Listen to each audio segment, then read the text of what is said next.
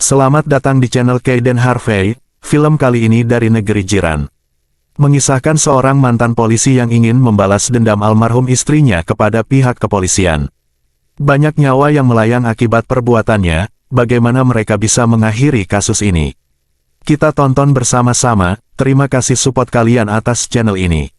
Dukungan kalian sangat berarti, terima kasih.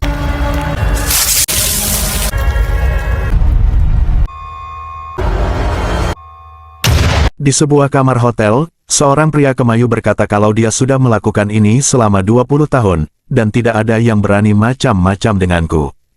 Kau tahu kenapa? Karena setiap malam, saat sedang berbicara, kayak seperti akan bersin tapi tak jadi.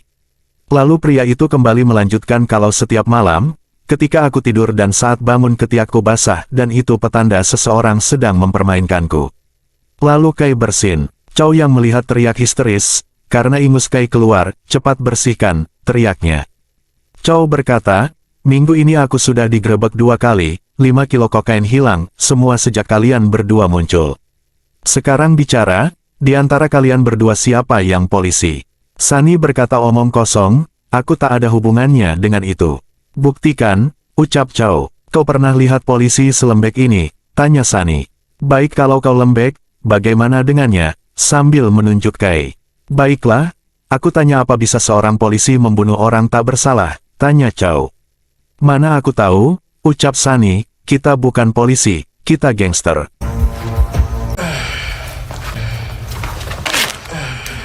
Lalu anak buahnya melepaskan ikatan Sunny dan menyuruh Sunny menembak Kai, atau aku yang akan menembakmu. Lalu Sunny menembak Kai.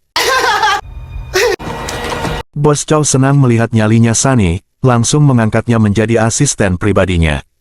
Anak buahnya ditusuk oleh Kai, lalu melemparkan pisaunya ke arah Chow. Sunny langsung bertindak menahan Chow dan menembak anak buahnya. Sunny memukul Chow sampai pingsan, dan membawanya keluar. Astaga, dia berat sekali, penuh dosa dia, ucap Sunny. Saat keluar dari kamar hotel, bertemu dengan salah satu anak buahnya, lalu Sunny beralasan kalau bosnya mabuk parah. Tiba-tiba anak buah yang tertembak berkata mereka polisi. Lalu pria itu berteriak polisi, dan beberapa anak buah datang, mereka terkepung. Sunny berkata untuk tenang, ada saatnya main kasar, ada saatnya bermain halus.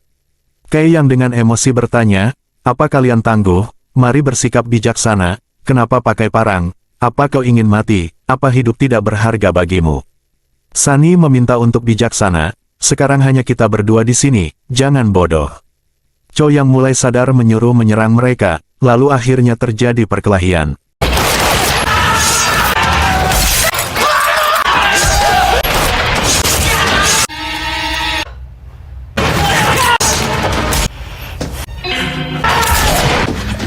Cuma itu saja yang kau punya, tanya Kai pada Chow. Lalu datang lagi beberapa anak buah dengan senjata dan menembaki mereka. Sunny bertanya bagaimana sekarang? Aku cuma punya satu jalan, ucap Kai. Tak ada cara lain kah, bagaimana dengan pintu? Tanya Sunny. Apa kau lihat ada pintu? Adakah? Tanya Kai jengkel. Saat mereka kehabisan peluru, mereka bertiga langsung lompat dari jendela dan masuk tempat sampah. Setiap satu tim bersama Kai, selalu melakukan tindakan gila, dan akan berakhir ketika kita pensiun. Lalu mereka berlari menuju mobil, tetapi anak buahnya tetap menembaki dan mengejar mereka. Chow berkata, lebih baik mati daripada masuk penjara. Bagaimana kalau tidur sebentar, ucap Kai. Lalu mereka pergi, tapi tetap dikejar oleh kawanan bandit.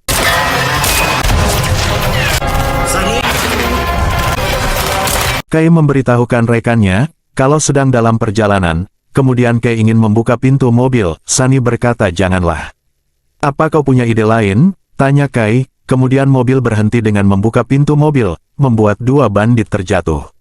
Kai mengambil senjata dan menembaki yang lain. Kai berkata, kenapa mereka tidak memberi kita istirahat, tapi kau memberikan mereka istirahat, pakai senjatamu, tembak balik ucap Sunny. Saat sedang baku tembak, di depan mereka ada mobil musuh juga. Sunny bertanya kepada Kai, kalau kau percaya kepadaku kan, saat sudah dekat, Sunny langsung berbelok.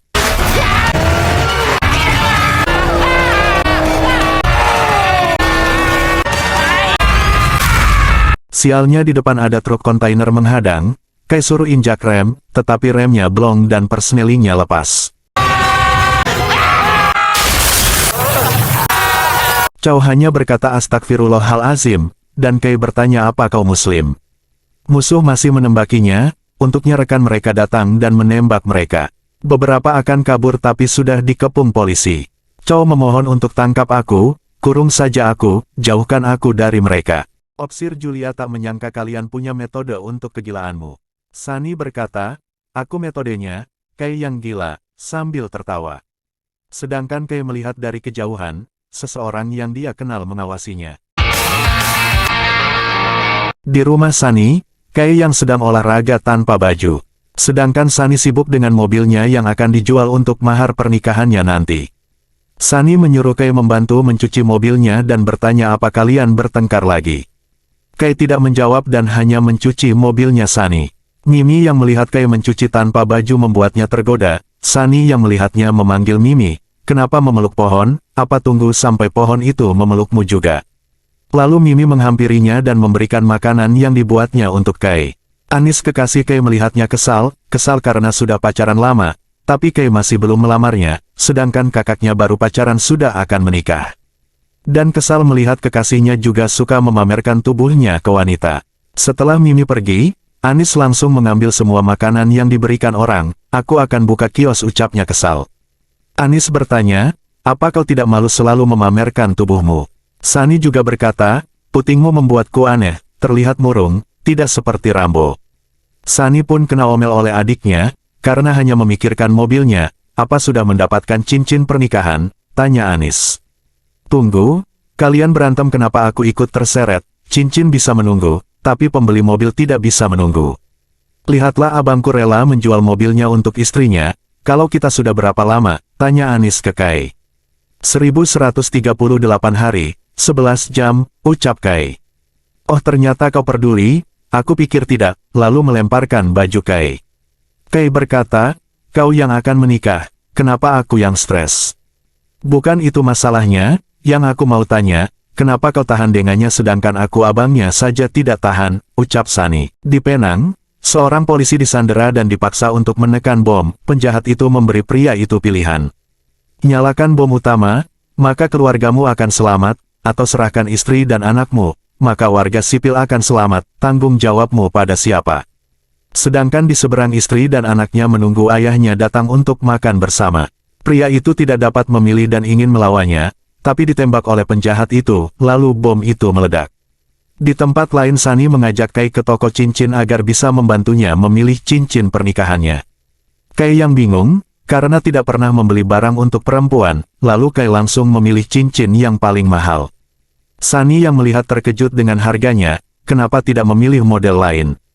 Kau tadi suruh aku memilih, ucap Kai, lalu dia menerima telepon dari markas. Saat memberitahukan panggilan dari markas, Sunny langsung membeli cincinnya tapi uangnya kurang dan meminta Kai meminjamkannya. Lalu Kai mengeluarkan kartu untuk membayarnya dan mereka pergi. Sebelum pergi, pemilik toko mengatakan untuk datang lagi, jika untuk istri nomor 2 dan 3. Sunny menjawab insya Allah. Di markas polisi, ada petugas baru bernama Dani, dibawa oleh Komandan Faruk. Saat memperkenalkan diri kepada Julia, dihiraukan olehnya, lalu datanglah Dani dan Kai. Kemudian Komandan menjelaskan, 2 minggu lalu ada 2 polisi tewas, dan tadi malam kita kehilangan 1 polisi lagi. Tentang penyerangan di Penang semalam, membuat 22 warga sipil tewas, semua korban ini karena 1 orang, Reza Rashid. Dia mantan polisi, info terakhir yang kami tahu, dia membakar rumahnya dan dirinya sendiri, dan dianggap mati, tapi tadi malam dia terlihat. Kai yang mendengarnya kaget. Dani mengatakan, kalau dia baru kembali dari lokasi bom meledak semalam, berdasarkan reruntuhannya, kami tahu mereka memakai Semtex, favorit militer Thailand. Dan gaya Anwat, dia penyelundup senjata terkenal di Thailand Selatan, modus operasinya melalui telepon, cara dia menghubungi kliennya. Sekarang misi kita adalah, menyusup ke tempat persembunyian mereka, mengambil ponselnya dan melacak panggilan masuk mereka, sampai kita menemukan Reza. Jangan sentuh Gaya, jangan sampai dia tahu kita ada di sana, apa mengerti? Tanya komandannya. Iya Pak, ucap semuanya.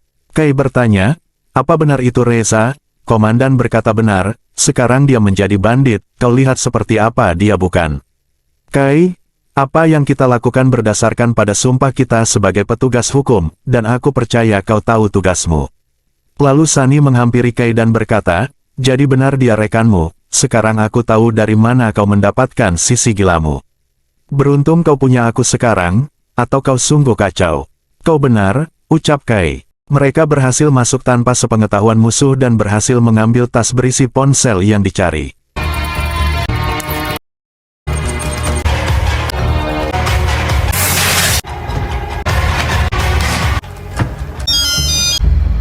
Saat akan keluar, telepon berbunyi dan Gaya mengangkat teleponnya dari seseorang. Sunny dan Kai berhenti mendengarkan pembicaraan mereka. Dalam pembicaraannya, Gaya berkata kalau Semtexnya telah tiba dan seseorang akan kirim malam ini. Aku tak tahu dan tak peduli apa yang ingin kau lakukan dengannya. Lalu Sunny menodongkan pistol ke Gaya dan meminta ponselnya. Jika ingin ponselnya ambil saja, dilemparnya ponsel itu.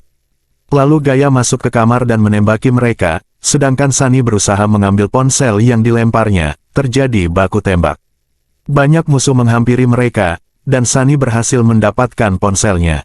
Mereka lompat saat salah satu melemparkan granat ke arah mereka. Mereka akhirnya berhasil pergi, saat Sunny melemparkan bom ke arah musuh.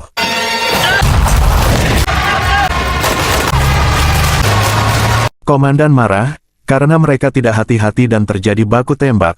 Kau membahayakan operasi ini, bagaimana kalau sampai terdengar Reza? Jika aku tak ambil teleponnya, dan itu dari Reza, bukannya lebih buruk, ucap Kai. Kau melawan perintahku? Tanya komandan marah. Tidak semua perintah benar Pak, kata Kai juga marah. Sunny meminta maaf atas nama mereka semua yang telah terjadi, semua jadi tak terkendali, tapi jika ponsel itu dari Reda, dan Kai tidak mengambilnya, operasi kita menjadi sia-sia.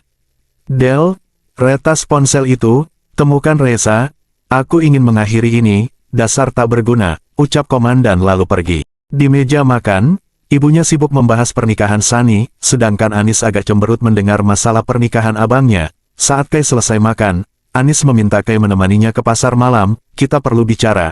Kai yang takut Anis marah, lebih baik menurut. Saat melihat mereka akan ke pasar malam, Sunny minta ikut, kalau berdua bisa mengundang setan, ucapnya. Anis bertanya, apa aku salah menanyakan hubungan kita, karena merasa tidak jelas tujuannya. Kai mengatakan, kalau kau tahu perasaanku kepadamu, tapi aku polisi, bagaimana jika aku mati saat bertugas dan kau menjadi janda? Anis mengatakan, ayah dan kakakku adalah polisi, jadi aku mengerti dalam hal ini, pernikahan tidak akan mengubah apapun, hidup tidak pasti, bisa saja aku yang pertama pergi. Selama aku di sini, aku tak akan membiarkan apapun terjadi padamu, kata Kai, lalu dia melihat Reza di ujung jalan. Kai meminta Anis tunggu sampai dia kembali. Lalu mengejar Reza. Mereka mengejar sampai ke parkiran terbengkalai, mereka berpencar untuk mencari Reza. Reza berhasil memukul Sunny sampai jatuh, saat Kai menghampirinya, Reza sudah menyandera Sunny. Sunny menyuruh Kai menembaknya, tapi Kai tidak bisa karena Reza dulu rekannya, lalu mendorong Sunny dan dia kabur. Kai hanya terpaku diam, Sunny yang marah dan bertanya apa yang salah denganmu.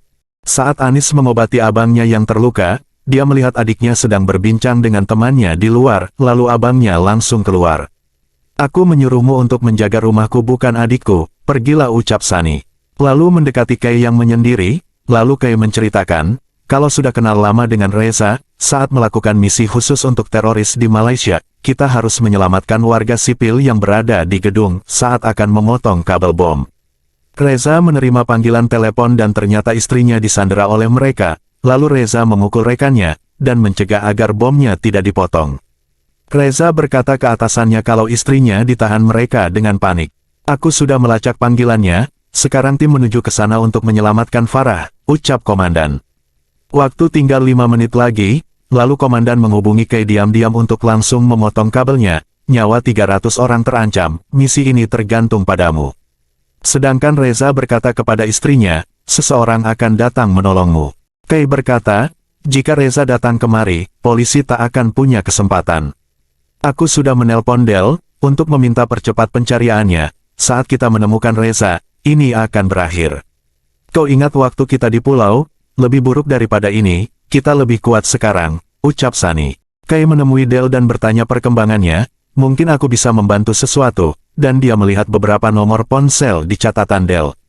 Saat Del menjelaskan akan berusaha secepatnya, Kai menjatuhkan minumannya. Saat Del mengambil tisu, Kai langsung mengambil catatan itu, kemudian pergi. Kai menelpon Anis, dan berkata merindukan suaramu dan kau memberikanku kedamaian, tapi aku egois, mungkin kau bisa saja lebih bahagia, maafkan aku. Anis yang bingung bertanya apa yang terjadi, apa kau baik-baik saja? Lupakan, maaf sudah membangunkanmu, kata Kai lalu mematikan ponselnya. Kemudian, Kai mengirimkan pesan ke Reza, mengajaknya bertemu. Sedangkan Sunny yang sedang menelpon calon istrinya, didatangi adiknya, Anis. Assalamualaikum Kai, ucap Reza. Waalaikumsalam, balas Kai, tak sangka kau akan datang. Demi masa lalu, kenapa tidak ucap Reza? Sudah 10 tahun, aku kira kau sudah mati, ucap Kai. Kenapa kau peduli, jika aku mati, kau sekarang sudah bahagia. Kau tahu, lukaku masih berdarah, Farah mungkin senang, melihatmu bahagia dengan seorang perempuan, Anis. Kai hanya bisa minta maaf atas apa yang terjadi padamu dan Sarah, kau tahu kenapa aku harus melakukan ini. Kau kemari, hanya minta maaf, itu sudah terlambat, dan aku tahu, kau tidak pernah tahu apapun di luar tugasmu, ucap Reza. Cukup Reza, berapa banyak lagi orang yang tak berdosa mati, kata Kai marah. Lalu bagaimana dengan Farah, sambil menodongkan senjata ke kepala Kai. Aku tahu kau menginginkan ini, selesaikan apa yang aku mulai, tapi berjanjilah padaku, kalau ini akan berakhir, ucap Kai. Tapi Reza tidak mau, terlalu mudah untukmu, aku sudah menunggu selama ini, lalu Reza ditembak dan polisi menangkapnya. Reza tertawa, dan berkata sama seperti dulu, sekali ular selamanya tetap ular. Sunny bertanya, apa kau tidak mencintai adiknya, sampai kau melakukan hal bodoh? Karena aku mencintai keluarga kita, maka aku melakukan ini, aku kenal Reza, dia telah menandai keluarga kita, apa kau tak mengerti, kata Kai. Jika kau mati, apa yang akan aku katakan kepada Anis dan ibumu, tanya Sunny, asal kau tahu, kau adalah rekanku, keluargaku, temanku, kekhawatiranmu adalah kekhawatiranku, bebanmu adalah bebanku juga, hanya itu yang perlu kau ketahui, ucap Sunny. Komandan masuk dan memberitahukan, kalau panggilan terakhirnya adalah ke Gaya, 20 kg Semtex, kita harus tahu di mana dia menyimpannya. Reza, ini hari yang panjang dan aku lelah, bagaimana kalau kita bekerja sama, katakan di mana bomnya. Sakit hati rasanya ketika orang yang kita percayai, menyelinap di belakang kita, kata Reza. Ini rencana kami, kau tahu kalau aku dan Kay itu dekat, dan katakan di mana bom itu, ucap Sunny. Jika kalian sangat dekat, kenapa kau di sini dan dia di belakang sana? Kau hidup dengan harimau, bukan anak kucing, pada waktunya dia akan memakanmu hidup-hidup. Aku mempertaruhkan nyawaku dan nyawa keluargaku di tangan Kay, tapi lihatlah, saat Kay ingin memotong kabel itu, aku mencegahnya, karena waktu 5 menit tidak akan bisa menyelamatkan Farah. Dan dia mempercayai Faruk, dia mempercayainya, sangat bodoh, sekarang aku harus mencari cara menyelamatkan Farah, keluargaku. Tapi Kay percaya kalau, Faruk mengirimkan tim menyelamatkan Farah dan harus memikirkan 300 nyawa di gedung ini, dan menyuruhku tenang. Dia istriku, tanggung jawabku, jika kau memiliki keluarga, di mana letak tanggung jawabmu, ke mereka atau pekerjaan.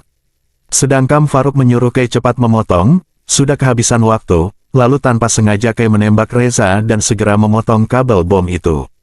Segera menolong Reza, tapi istrinya sudah tewas ditembak. Selama ini aku bertahan, aku menemukan tujuanku, tugasku untuk mengajari mereka arti kehilangan dan penderitaan, ketika orang yang mereka cintai dengan kejam dicuri dari mereka. Sunny yang bosan dengan ceritanya, kembali bertanya di mana bomnya, cuma itu yang mau aku tahu. Kita sama, kita kepala keluarga, sekarang aku tanya, seberapa jauh kau akan pergi jika terjadi sesuatu pada ibumu? Anis dan Yati, kau dan aku sama, ucap Reza. Sunny menjadi marah dan berkata jangan berani sebut nama mereka. Lalu komandan memberitahukan, kalau Del sudah menemukan bomnya. Reza mengatakan kalau Faruk dari dulu tidak berubah, sambil tersenyum. Faruk mengatakan, setiap hari selalu memikirkan keputusan yang kubuat sampai mengubah hidupmu, aku tahu pilihan yang telah kubuat, tapi kau sendiri, apa tahu yang telah kau perbuat, semua nyawa telah kau ambil, itu sebabnya aku akan melemparmu ke sel paling gelap di Kamunting. Saat ini, mereka menuju lokasi bom. Saat Del menjelaskan letak bom di mana, rekannya mengatakan kalau gedung itu besar, kita mati jika bom itu habis waktunya. Del mengatakan, biar saya selesaikan apa yang kukatakan, aku belum selesai bicara. Jadi letak bom menurut perkiraanku berada di tengah, mengerti? Ayo selesaikan ini, aku ingin akhiri ini.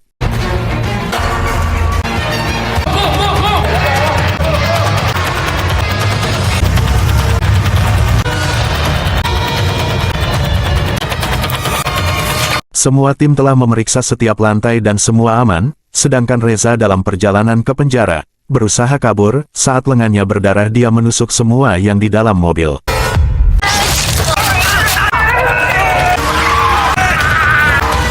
Farouk menyuruh untuk mereka menepi, tapi terlanjur dibunuh oleh Reza, dan menembaki mobil yang ada di depan. Saat Farouk mencoba menembaki Reza, tapi tak berhasil, Reza menabraki mobil Farouk dari belakang, dan mengajaknya bersenang-senang sepanjang hari. Lalu mobil Farouk menabrak pembatas jalan dan terbalik. Farouk keluar dari mobil, Reza berkata kau terlihat menyedihkan, aku tidak seperti kau, aku ingin kau menelpon istrimu. Aku memberikanmu kesempatan yang tak pernah kau berikan padaku. Sedangkan saat mereka mendobrak pintu kamar, terjadi ledakan dan mengenai salah satu polisi. Saat memeriksa mereka menemukan satu koper, dan ternyata berisi foto mereka dan foto keluarga Sani. Anis berada di rumah sendirian, saat melihat fotonya bersama Kai, dia mendengar suara tembakan. Ternyata anak buah abangnya sudah tewas. Anis panik ingin keluar dari rumah, sedangkan Kai menelpon ponsel Anis tapi tak diangkat. Saat membuka pintu, Reza sudah di depan, lalu mencekik Anis dan berkata tak usah takut, aku juga temannya Kai. Anis berusaha melawan dengan mencolok matanya dan memukulnya, Reza langsung mendorongnya dan memukulnya sampai pingsan. Sani bertanya, kau tahu kalau dia akan membunuh Anis kan? Kai, kali ini tidak ada tebakan kedua, kita harus hentikan dia, sedangkan keluarga Sani dibawa ke tempat yang aman. Kai menerima telepon dari Reza dan berkata untuk bertemu di Bukit Bintang jam 8 malam ini. Semua mulai bersiap-siap. Mereka sedang memeriksa keberadaan Reza, sampai Sani dan Kai melihat Anis sedang duduk di depan truk makanan. Saat mendekati, Anis melarangnya, lalu membuka jaketnya, badannya sudah dipasang bom. Lalu Reza berbicara lewat HT, mengatakan tidak adil, lepaskan komunikasimu taruh ke dalam gelas, silahkan duduk, aku ada hadiah untukmu, silahkan dibuka. Rompi yang Anis pakai hanya akan membunuhnya, tapi ada bom lain yang kalian cari, Semtex 20 kg, kau tahu apa yang bisa dilakukan. Sedangkan Dani sepertinya menemukan lokasi bom berada di ventilasi. Jadi inspektur, silahkan pilih, selamatkan Anis tercinta atau nyawa orang lain, potong saja kabel warna biru. Tapi nagar kalian tahu, jika kepotong, Semtex 20 kilo akan meledak, dan sebaliknya jika teman-temanmu menemukan Semtex lebih dulu dan memotongnya, Anis akan hancur berkeping-keping. Jadi inspektur, pilihan ada padamu, selamatkan Anis atau nyawa banyak orang, pilih tanggung jawabmu, waktumu dimulai. Anis ingat apa yang pernah kukatakan sebelumnya, selama aku di sini, aku takkan membiarkan apapun terjadi padamu. Lalu Kai memberikan kode dengan menggunakan jari, Del meminta Julie menerjemahkan, sedangkan Dani sudah menemukan paket bomnya. Julie berhasil menerjemahkan kalau bom itu terhubung, dan meminta Dani jangan memotong dulu. Sedangkan pengintai juga terpasang di bom Semtek, jika dia melihatku, kita mati, kata Dani. Gunakan perusak signal, ucap Del. Reza, aku tahu kau ingin balas dendam, tapi kau pikir Farah menginginkan ini, menghukum orang yang tidak bersalah, tapi Reza tak menjawab. Sedangkan Dani tidak bisa menjangkau ke kameranya, terlalu jauh, akan susah memotong kabel sekaligus. Del memiliki ide untuk mengalihkan perhatian Reza. Aku tak bisa hanya duduk seperti ini, menunggu dia mati, Dani mungkin menemukan Semtex kapan saja, ucap Sani. Ini permainannya, dia ingin bermain dengan kita, kata Kai. Lalu Kai melihat layar kalau Reza sedang mengawasi Semtex. Sani ingin mengambil gunting dari Anis, tapi tak diberikan, aku tak bisa membiarkan orang lain mati untukku, ucap Anis. Kai, aku ingin kau tahu, aku tak pernah menyesal satu hari bersamamu, aku sangat bersyukur, dan aku ingin kau berjanji padaku. Saat Anis sedang berbicara, Sani mencoba merebut gunting darinya. Apa yang kau lakukan Sani? Tanya Kai. Aku memilih tanggung jawabku, dan kau, Tanya Sunny. Sunny kembali merebut gunting dari Anis. Kai menodongkan pistol dan menyuruh Sunny duduk. Sedangkan Dani berkata, sudah tak ada waktu lagi. Julia mengatakan kalau Kai menyuruh saat detik ke-10 baru potong. Jangan sentuh bom itu, kau itu polisi, aku pernah menembak rekanku. Jangan berpikir kalau aku tidak akan melakukannya lagi, ucap Kai. Saat Sunny kembali berusaha memotong kabelnya, Kai menembaknya, dan dia berteriak kepada Reza, apa ini yang kau inginkan, apa kau puas, tunjukkan dirimu. Reza hanya melihat dari kamera pengawas dan menangis. Sunny melemparkan gunting ke Anis dan saat akan gunting, Kai menyuruh tunggu saat detik ke-10. Lalu saat detik ke-10 mereka sama-sama memotong dan berhasil, tak ada ledakan. Reza yang melihat Anis beranjak dari tempatnya, mencoba menekan tombol bom, ternyata gagal. Sedangkan Anis bertanya kepada abangnya apakah terluka, untungnya memakai rompi anti peluru. Lalu Anis menamparkan Kai, karena berani menembak saudaranya, Kai hanya kaget dan berkata tidak akan melakukan aksi gila lagi. Anis tersenyum dan memeluk Kai, tapi rambutnya ditarik oleh Sunny dan berkata, kau tak pernah memelukku, kenapa kau memeluknya, lagi pula banyak yang melihat. Reza menembak mereka dari atas gedung, dan membuat beberapa orang terluka. Semua pasukan bersiap-siap, Kai menyelamatkan orang yang terluka, sedangkan yang lain menembaki Reza dari bawah. Kai dan Sunny akan masuk ke gedung, sedangkan Dani menjaga mereka. Julie yang sudah masuk terlebih dulu, akhirnya bertarung dengan Reza.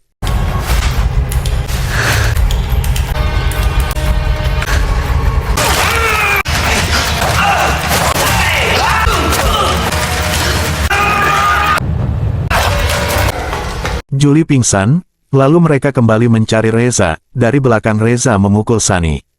2 kali kau gagal menjaga jam 6, Kai menyuruh menjatuhkan senjatanya. Reza bertanya, kenapa kau sulit mengkhianatinya, tapi sangat mudah mengkhianatiku, tugasku takkan pernah selesai. Baiklah Reza, lepaskan dia, kau menginginkan aku, bawalah aku. Betul aku menginginkanmu, jadi bawalah dia, Reza menembaki Sunny. Kai langsung menyerang Reza.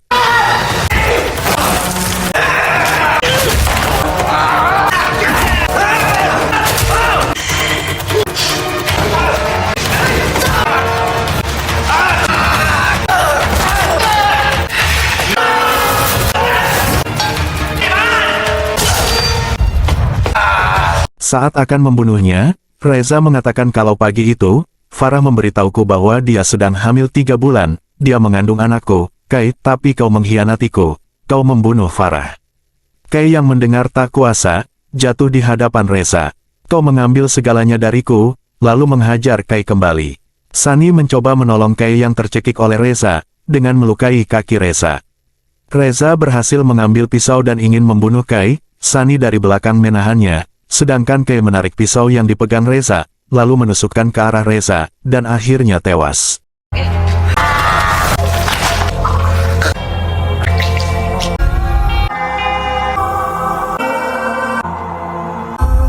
Sekarang Sunny sedang melangsungkan pernikahannya. Anis mengatakan kalau kakak iparnya cantik. Mereka belum melihatmu jadi pengantin, ucap Kai sambil memberikan cincin lamaran kepada Anis. Anis yang terkejut, tak bisa berkata apa-apa, lalu mengambil cincinnya menandakan kalau Anis mau. Kai yang malu, pergi meninggalkan Anis. Sunny memberikan restu kepada Kai, tapi kau harus berjanji untuk tidak melakukan aksi gila, yang membahayakan nyawa orang dan membawa malapetaka. Kai hanya tertawa dan mengucapkan terima kasih atas semua yang kita lalui selama 5 tahun. Dan film pun berakhir.